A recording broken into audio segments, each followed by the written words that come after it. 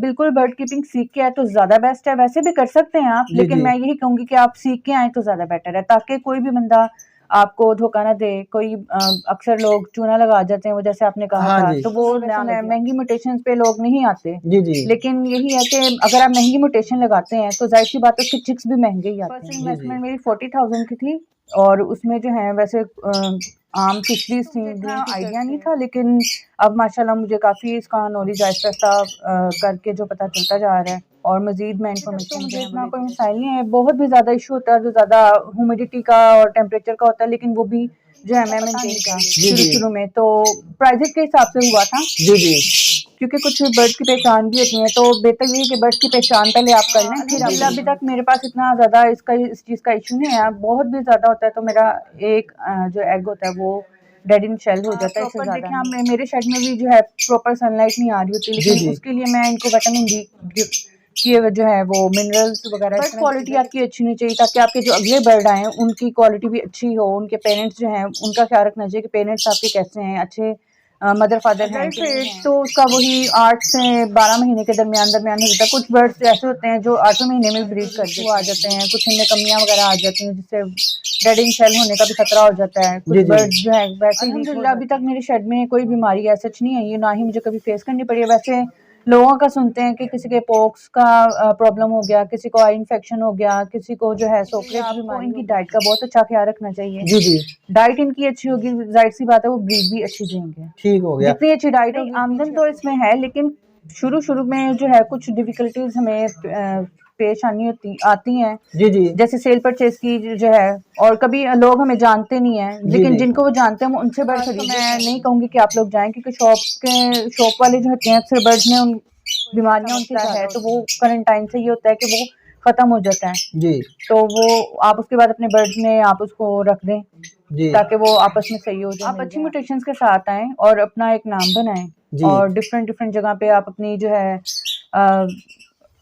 अपनी एडवर्टाइजमेंट करें, ताकि लोग आपको जाने, आपसे खरीदें। जी और जी मेरे ख्याल से बड़े ब्रीडर्स को भी चाहिए कि वो छोटे ब्रीडर्स को प्रमोट करें, ताकि लोगों को उनका पता चले। ठीक हो गया। बिस्मिल्लाहिर्रहमानिर्रहीम, अस्सलाम वालेकुम दोस्तों, कैसे हो आप सब? उम्मीद करता हूँ कि आप सब खैरियत से होंगे। मैं हूं मुदस्सर और आप देख रहे हैं मेरा YouTube channel short business idea.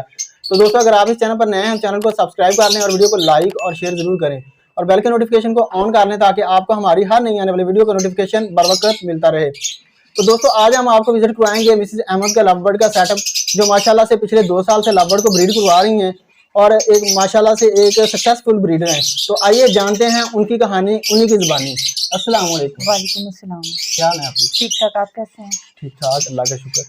आप लव बर्ड की जो फील्ड है, इसमें आपने कैसे एंट्री की? पहले तो हमने एज ए शौक इनको रखा, लेकिन उसके बाद जो है हमें पता चला कि ये एक बिजनेस के तौर पे इस्तेमाल हो रहे हैं, तो जी फिर जी हमने इनके बारे में सर्च किया, जी और फिर जैसे जैसे सर्च करते गए हमें इनका पता चलता रहा, फिर हमने इनको एज अ बिजनेस ले लिया। जी फिर हमने लव बर्ड जो है वो बढ़ाने शुरू कर दिए साथ साथ।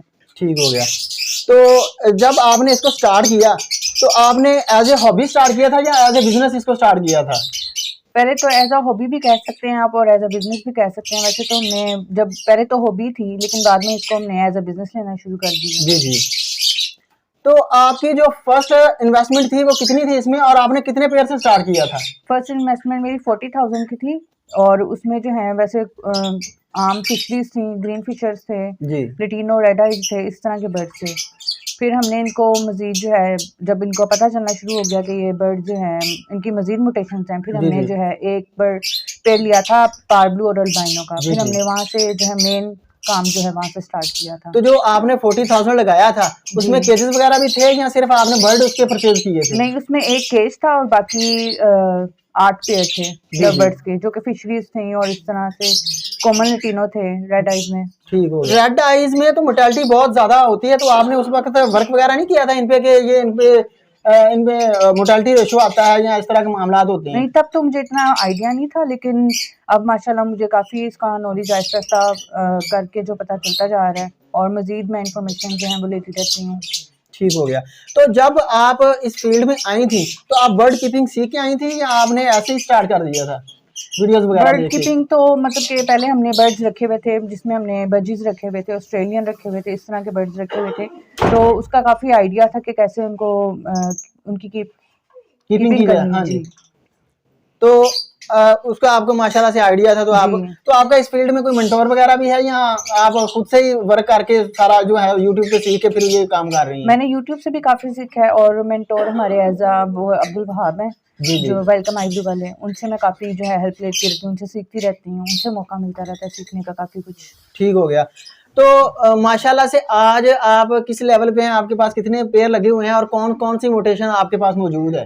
इस टाइम जो मेरे पास है मोटेशंस में 10 पेयर लगे हुए हैं, जी जी, जिसमें से मेरे पास डाइल्यूट भी हैं, टेल फेलो भी हैं और ऑफलाइन की वर्किंग भी है उनमें, और सिंपल पार ब्लू और ऑफलाइन पार ब्लू है जी जी और अल्बाइनो है। ठीक है। तो कितना कौन सा आपका क्लच चल रहा है इस टाइम? मेरा कुछ के 3 क्लच आ गए हैं और कुछ का 4 पे रेडी हो रहे हैं। जी जी। तो अगर सेल करने हो तो आपके पास कौन कौन से बर्ड इस वक्त मौजूद है? अभी सेल के लिए मेरे पास जो है ब्लू मास्क है, ग्रीन यूविंग स्प्लिट टॉप लाइन है जी जी, और कुछ मेरे जो है चिक्स निकले हुए हैं वो भी नियर टू सेल्फ होने वाले हैं जी जी। तो उनमें ग्रीन यूविंग स्प्लिट टॉप लाइन है, पारब्लू यूविंग ऑफ लाइन है जी जी, और ब्लू फिशरीज है जी जी, और कुछ पारब्लू स्प्लिटिनो है जी। तो मैंने अभी देखा कि ज्यादातर इस फील्ड में जो है ना वो जेंट्स ही हैं, तो लेडीज बहुत कम है। तो आपको एज अ लेडी इसमें कुछ डिफिकल्टीज वगैरह तो नहीं आपको फेस की हैं आपने, या आपको इसमें मसाइल वगैरह आते हो, तो आपको क्या मसाइल आए हैं इसमें अगर आए? अल्हम्दुलिल्लाह अभी तक तो मुझे इतना कोई मसाइल नहीं है। बहुत भी ज्यादा इशू होता है जो ज्यादा ह्यूमिडिटी का और टेम्परेचर का होता है, लेकिन वो भी जो है मैं मेंटेन कर लेती हूँ अब। और शेयरिंग वगैरह का या इस तरह के मामला या ब्रीडिंग करवाने में कोई दुश्वारियां इस तरह का आपको साथ कोई? नहीं, अल्हम्दुलिल्लाह अभी तक ब्रीडिंग करवाने में भी कोई इशू नहीं हुआ और सेल परचेज तो हो जाती है। ठीक हो गया। तो आप इनको सेल कहाँ करती हैं?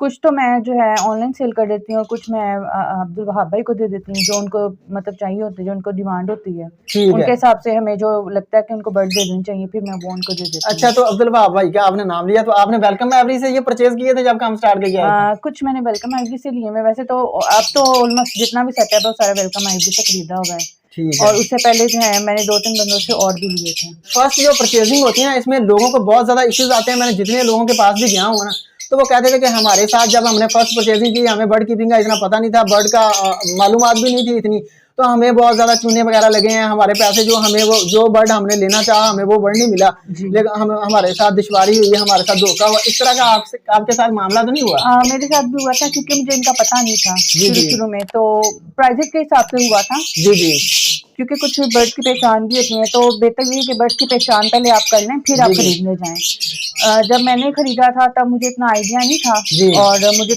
बहुत कम पहचान थी जी जी, तो उन्होंने मुझे सस्ता बर्ड जो है महंगा कह के बेच दिया था जी जी, और इतना मतलब कि वो एक्सपेंसिव नहीं था जितना उन्होंने मुझे एक्सपेंसिव दिया था बर्ड। तो जो अच्छा बर्ड होता है वो उसकी पहचान क्या है कि हम जब परचेज करें तो हमें पता चल जाए कि ये अच्छा बर्ड है? हम कैसे परचेज करें अच्छा बर्ड को? एक तो उनकी फीडर क्वालिटी अच्छी होनी चाहिए जी जी, और उनकी जो है फीचर्स अच्छे होने चाहिए, सेहत वगैरह उनकी अच्छी होनी चाहिए जी जी, और बर्ड मतलब कि एक्टिव होना चाहिए आपका जी जी, और बाकी ऑलमोस्ट बर्ड एक्टिव हो आपका, कोई में मोर्टेलिटी इशू वगैरह कुछ ना हो, वो तो खैर ब्रीड के बाद ही पता चलता है, लेकिन फिर भी थोड़ा बहुत आपको आइडिया हो ही जाता है। आप जो इनकी ब्रीडिंग करवाती हैं तो बाद का जो ब्रीडर है ना उनको ये इनफर्टिलिटी का इशू बहुत ज्यादा आता है, डेड शेल का इशू बहुत ज्यादा आता है, तो आप इसको कैसे फेस करती हैं? अल्हम्दुलिल्लाह अभी तक मेरे पास इतना ज्यादा इस चीज का इशू नहीं है। बहुत भी ज्यादा होता है तो मेरा एक जो एग होता है वो डेड इन शेल हो जाता है, इससे ज्यादा नहीं होते जी जी, और वैसे तो मेरी मोर्टेलिटी रेट भी बहुत कम है और डेड इन शेल रेट भी बहुत कम है जी जी। अगर कोई बंदा इसमें डेड इन शेल को फेस कर रहा है तो उसको क्या करना चाहिए? डेड इन शेल होने की बहुत सारी वजूहात होती हैं, हम किसी एक का अंदाजा नहीं लगा सकते जी जी। बाजुकात ह्यूमिडिटी लेवल अच्छा नहीं होता, बाजुकात बाहर का मौसम का एटमॉस्फेयर वगैरह हमारा अच्छा नहीं होता जी जी, उसकी वजह से भी डेड इन शेल हो जाते हैं। ठीक है। तो अच्छी जो है ना हमें ब्रीड लेने के लिए इसका कितना टेम्परेचर होना चाहिए और एनवायरनमेंट हमें इनको कैसी देनी चाहिए? एनवायरनमेंट इनको अच्छी देनी चाहिए, आपका जो वेंटिलेशन सिस्टम अच्छा होना चाहिए, टेम्परेचर आपका मेंटेन होना चाहिए, ह्यूमिडिटी लेवल भी आपका मेंटेन होना चाहिए जी जी, ताकि बर्ड्स को किसी भी चीज से इशू ना हो, कोई सांस लेने में इनको प्रॉब्लम ना हो जी जी। तो बाज जो है ना ब्रीडर उनको ना ह्यूमिडिटी का बड़ा इशू आता है कि उनका वो कैसे कंट्रोल करें, वो ह्यूमिडिटी बहुत ज्यादा हो जाती है तो उसको कंट्रोल कैसे किया जाए? अपने अपने शेड का हिसाब होता है, मैं अपने शेड के हिसाब से जो है ह्यूमिडिफायर जो है यूज करती हूँ जी जी, और कभी वेंटिलेशन खोल देते हैं जब हमें बहुत ज्यादा मतलब ज्यादा लगे तो हम वेंटिलेशन अपनी जो है वो ऑन कर देते हैं ताकि इधर से हवा जो है खारिज होती रहे बाहर, और अंदर की ताज़ी हवा अंदर आती रहे, बाहर की बाहर जाती रहे। ठीक हो गया। तो आप ये ज्यादातर जो है ना वो सेटअप जो लगे हुए हैं वो उनको ना सनलाइट जो प्रॉपर नहीं मिलती, तो जिनको प्रॉपर सनलाइट नहीं मिल रही होती तो उन्हें क्या करना चाहिए? प्रॉपर देखें, हम मेरे शेड में भी जो है प्रॉपर सनलाइट नहीं आ रही होती, लेकिन उसके लिए मैं इनको विटामिन डी की जो है वो मिनरल्स वगैरह इस तरह की चीजें देती हूँ ताकि इनको विटामिन डी की कमी ना हो। ठीक हो गया। तो माशाल्लाह से आप इनसे सालाना कितने क्लच लेती हैं और आपके पास कितने अंडे बच्चे आ जाते हैं? सालाना तकरीबन 3 से 4, बहुत भी ज्यादा होता है तो 5 क्लच ले लेते हैं। जी जी। तो आपने फोस्टर भी इनको करती हैं या नहीं? फोस्टर मैंने इस साल शुरू किया है क्योंकि पहले सीजन में इतना पता भी नहीं था, और दूसरा डर लगता था कि कुछ बर्ड्स वगैरह जो हैं कुछ खराब ना हो जाएं, मदर वगैरह फीड ना करवाएं, इस तरह से कुछ इशू ना हो जाए, तो इसलिए मैंने इस साल से फोस्टर करना शुरू किया है। ठीक। अब हम इनको परचेज करें, क्या इनको क्वारंटाइन करवाना चाहिए या नहीं करवाना चाहिए? जी बिल्कुल, क्वारंटाइन आपको करवाना चाहिए, ताकि अगर उनमें कोई बीमारी है, इनकेस कोई उनमें कोई ऐसा मसला है, तो वो क्वारंटाइन से ये होता है कि वो खत्म हो जाता है जी। तो वो आप उसके बाद अपने बर्ड्स में आप उसको रख दें जी, ताकि वो आपस में सही हो जाए, मिल जाए आपस में, और उनका जो एटमॉस्फेयर वगैरह ठीक हो जाए। जी जी। जो इस जो है ना फील्ड को नहीं जानते, तो हम जब बातें करते हैं कि फलां बंदे ने इतना कमा लिया, तो वो कहते हैं कि यार ये ऐसा नहीं हो सकता। क्या वाकई ही इसमें आमदन है या बस लोगों की बातें ही हैं? नहीं, आमदन तो इसमें है, लेकिन शुरू में जो है कुछ डिफिकल्टीज हमें पेश आती हैं। जी जी। जैसे सेल परचेज की जो है, और कभी लोग हमें जानते नहीं हैं, लेकिन जिनको वो जानते हैं वो उनसे बर्ड खरीद लेते हैं, लेकिन जिनको नहीं वो जानते वो उनसे परहेज करते हैं कि शायद कोई बर्ड में कोई इशू हो या कुछ ऐसा वैसा। छोटे मोटे ब्रीडर से जो है वो काफी लोग जो है वो बर्ड परचेज नहीं करते। ठीक हो गया। तो जो न्यू फैंसियर इस फील्ड में आना चाहे तो वो कौन सा बर्ड लगाए और उसे कौन सा बर्ड लगाना चाहिए जिससे उसकी अर्निंग जो है ना वो जल्द स्टार्ट हो जाए?